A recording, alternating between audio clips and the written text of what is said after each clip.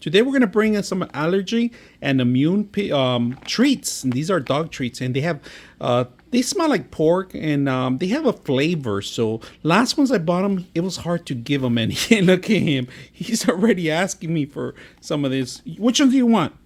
Which one do you want? You want those? You want those too? So you can tell they like them, and they really like them. Look at who wants one of these? Who wants one? Raise your hand. Whoever wants one. You want one, Crypto too? Crypto wants one too. So we're gonna give them some of these and see how it works. All right, so they're shaped like little hot dogs, but they have a smell of pork. This guy right here, he has a lot of allergies. You can see his eyes. He cries a lot and he sniffs. Hold on! And this guy, he just can't wait to grab him.